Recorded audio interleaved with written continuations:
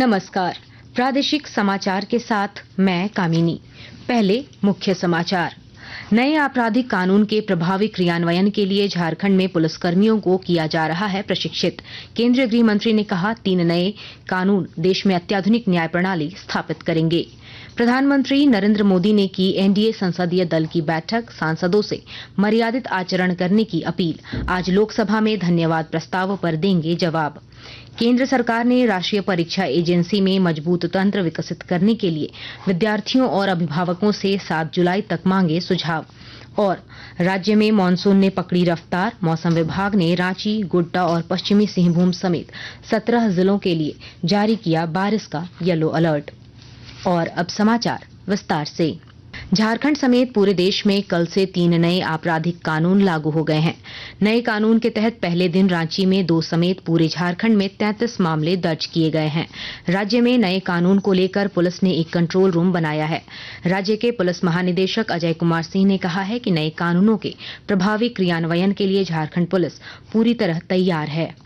1 जुलाई से जो सारे नए कानून लागू हुए तो वैसा तो कोई समस्या अभी कहीं से नहीं आई है, लेकिन चुनौती इस सेंस में होगी कि चूंकि तीनों जो कानून थे वो 100 साल से अधिक से इस्तेमाल में थे, प्रचलन में थे और उनका इस्तेमाल किया जा रहा था। अब अचानक कोई भी नई चीज शुरू होती है तो उसमें कुछ ना कुछ चुनौतियां, कुछ ना कुछ परेशानी आती है, लेकिन उसके लिए प्रशिक्षण और बाकी जो संसाधन है वो सब मुहैया किए गए हैं और अगर जो नहीं हो पाए इनको किया जाएगा। जहां तक आगे चुनौती की बात है तो उसमें बहुत सारी टेक्नोलॉजिकल चेंजेस हुए हैं, बहुत सारे थ्योरेटिकल चेंजेस हुए हैं, तो वो धीरे धीरे खासतौर से जैसे फॉरेंसिक का जो रोल है वो काफी ज्यादा बढ़ गया है। नए आपराधिक कानून के प्रभावी क्रियान्वयन के लिए झारखंड में कई स्तरों पर प्रयास किए जा रहे हैं। इस सिलसिले में आज कोडरमा जिले के पुलिसकर्मियों को एसडीपीओ जितवाहन उरांव के नेतृत्व में प्रशिक्षण दिया गया। इस मौके पर एसडीपीओ ने नए कानूनों की प्रासंगिकता से पुलिसकर्मियों को अवगत कराया।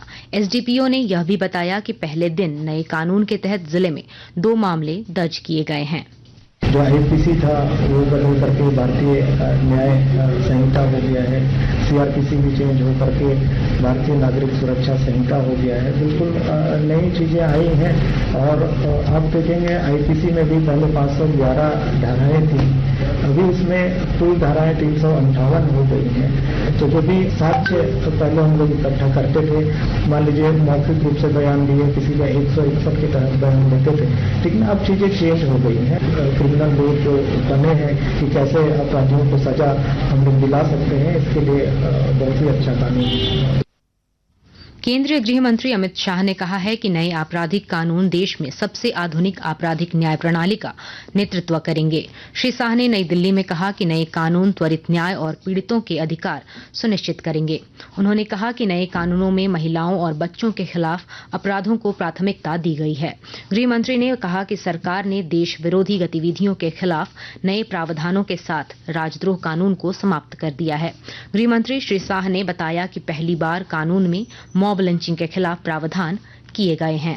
लोकसभा में राष्ट्रपति के अभिभाषण पर धन्यवाद प्रस्ताव पर चर्चा जारी है। आज प्रधानमंत्री नरेंद्र मोदी लोकसभा में धन्यवाद प्रस्ताव पर जवाब देंगे। इससे पहले प्रधानमंत्री नरेंद्र मोदी ने एनडीए संसदीय दल की बैठक की। इस बैठक में श्री मोदी ने कहा कि सांसदों को सदन में अच्छा आचरण करना चाहिए। अपराध अनुसंधान विभाग सीआईडी ने झारखंड सहित 18 राज्यों में ठगी करने वाले साइबर अपराधी को हैदराबाद से गिरफ्तार किया है। गिरफ्तार साइबर अपराधी का नाम मकीरेड्डी सुजीत कुमार है। उसके पास से मोबाइल फोन सहित अन्य सामान बरामद किए गए हैं। उसके खिलाफ झारखंड सहित 18 राज्यों में साइबर ठगी के 94 मामले दर्ज हैं। पलामू टाइगर रिजर्व में बाघों की संख्या बढ़ाने की पहल की जा रही है। विस्तृत ब्यौरा दे रहे हैं हमारे संवाददाता। पलामू टाइगर प्रोजेक्ट क्षेत्र में 4 बाघ को एक बाघिन का इंतजार है। परियोजना क्षेत्र के घनघोर जंगलों में चारों बाघ 1 वर्ष से बाघिन का इंतजार कर रहे हैं। टाइगर प्रोजेक्ट के परियोजना प्रबंधन ने इसके लिए दूसरे इलाके से बाघिन को यहां लाने की तैयारी की है।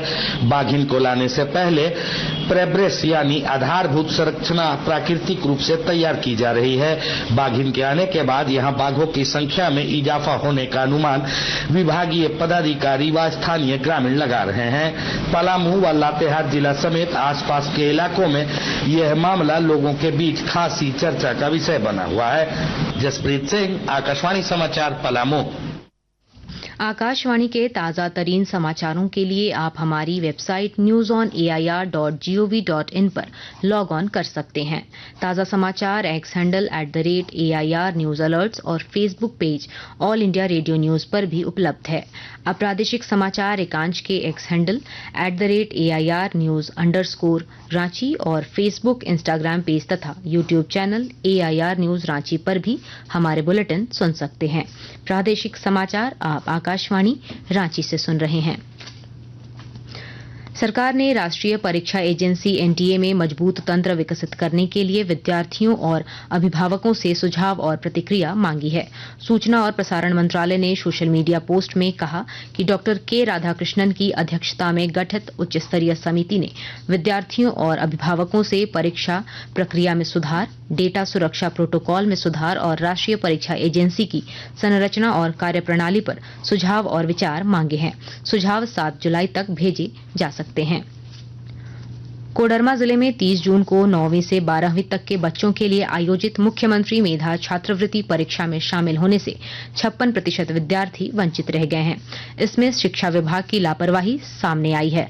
जिले की उपायुक्त मेघा भारद्वाज ने पूरे मामले की जांच का आदेश दिया है। उन्होंने बताया कि लापरवाही करने वालों के खिलाफ कड़ी कार्रवाई की जाएगी। हजारीबाग के मरियम टोले स्थित नव प्राथमिक विद्यालय की जमीन पर अतिक्रमण करने का मामला सामने आया है।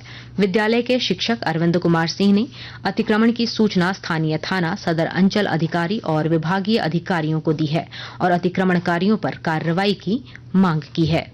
जमशेदपुर की परसुडी पुलिस ने बाइक चोर गिरोह के 3 सदस्यों को गिरफ्तार कर जेल भेज दिया है। आरोपियों की निशानदेही पर छापेमारी कर पुलिस ने चोरी की 3 बाइक भी बरामद की है। डीएसपी विधि व्यवस्था ने बताया कि 2 अपराधियों का कोई आपराधिक इतिहास नहीं है। देवघर उपायुक्त विशाल सागर ने देवीपुर प्रखंड की फुलकरी पंचायत के मुखिया द्वारा विकास योजनाओं में बरती गई अनियमितता पर संज्ञान लिया है। उपायुक्त ने कार्यपालक दंडाधिकारी विभूति मंडल की अध्यक्षता में जांच टीम का गठन किया है। जांच टीम से 1 सप्ताह के भीतर रिपोर्ट मांगी गई है।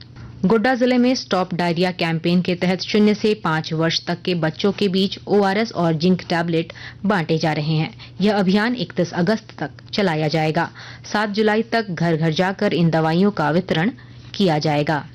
राजधानी रांची समेत पूरे राज्य में मानसून ने अब रफ्तार पकड़ ली है। मौसम विज्ञान केंद्र रांची ने अपने पूर्वानुमान में कहा है कि 7 जुलाई तक रांची, कोडरमा, हजारीबाग, बोकारो, पश्चिमी सिंहभूम, पूर्वी सिंहभूम, गोड्डा, दुमका समेत राज्य के 17 जिलों में भारी बारिश हो सकती है। मौसम विभाग ने इन जिलों के लिए येलो अलर्ट जारी किया है। दुमका जिले में रविवार से ही रुक रुक कर बारिश हो रही है। इससे किसानों में उत्साह है। विस्तृत ब्यौरा दे रहे हैं हमारे संवाददाता। दुमका जिले में मानसून की पहली बारिश रविवार की शाम हुई। इसके बाद से रुक रुक कर वर्षा का सिलसिला जारी है। इससे जहां लोगों को गर्मी से राहत मिली है, वहीं किसानों के चेहरे खिल गए हैं। दुमका जिले में जून माह में मात्र 136 मिलीमीटर वर्षा हुई। इस कारण ज्यादातर खेतों में किसान धान के बीज नहीं डाल सके। वर्षा शुरू होने से किसानों ने राहत की सांस ली है। गौरतलब है कि दुमका जिले में कम वर्षा के कारण पिछले कई सालों से अच्छी पैदावार नहीं हो पा रही है। पिछले वर्ष 1,11,000 हेक्टेयर जमीन में धान के आच्छादन का लक्ष्य रखा गया था, लेकिन वर्षा के अभाव में मात्र 55% ही लक्ष्य पूरा किया जा सका था। इस बार भी 1,11,000 हेक्टेयर में धान की खेती का लक्ष्य रखा गया है। RK नीरद, आकाशवाणी समाचार, दुमका।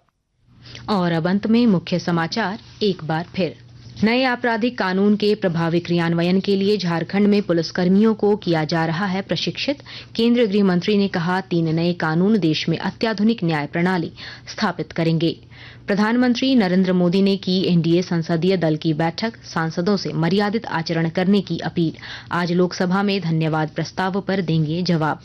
केंद्र सरकार ने राष्ट्रीय परीक्षा एजेंसी में मजबूत तंत्र विकसित करने के लिए विद्यार्थियों और अभिभावकों से 7 जुलाई तक मांगे सुझाव। और राज्य में मानसून ने पकड़ी रफ्तार। मौसम विभाग ने रांची, गोड्डा और पश्चिमी सिंहभूम समेत 17 जिलों के लिए जारी किया बारिश का येलो अलर्ट।